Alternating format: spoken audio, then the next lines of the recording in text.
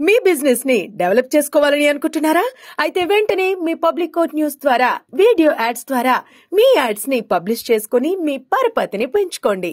సంప్రదించవలసిన phone number 7729969299.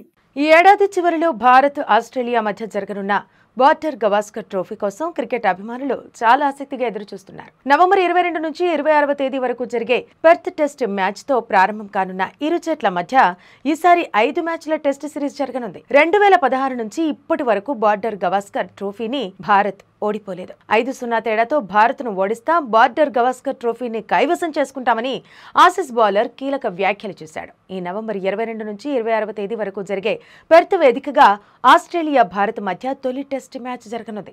5 మ్యాచ్ల test series కోసం ఇరు జట్లతో పాటు అభిమానులు చాలా ఉత్కంఠగా ఎదురుచూస్తున్నారు. ఇక 2016 నుంచి ఇప్పటి వరకు బార్డర్ గవాస్కర్ ట్రోఫీని భారత్ ఓడిపోలేదు. ఆస్ట్రేలియా తన సొంత ఇంట్లోనే వరుసగా 2 సార్లు ఓడిపోయింది. ఇలాంటి పరిస్థితుల్లో ఈసారి కూడా రోహిత్ శర్మ నేతృత్వంలోని భారత జట్టు లక్ష్యం సిరీస్ విజయంపైనే నిలిచింది.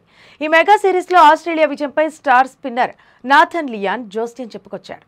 ఈ ఏడాది నవంబర్లో ప్రారంభమయ్యే బార్డర్ గవాస్కర్ ట్రోఫీలో భారత్ను క్లీన్ స్వీప్ చేస్తుందని ఆస్ట్రేలియా స్పిన్నర్ నాథన్ లియాన్ జోస్యం చెప్పాడు. 2018, 19, 2020, 2021లో ఆస్ట్రేలియాలో సిరీస్ విజయాలతో సహా గత 10 సంవత్సరాలుగా టైటిల్ను నిలబెట్టుకోవడంలో భారత్ విజయవంతమైంది. చివరిసారిగా 2011లో జరిగిన ఈ సిరీస్లో ఆస్ట్రేలియా క్లీన్ స్వీప్ చేసింది.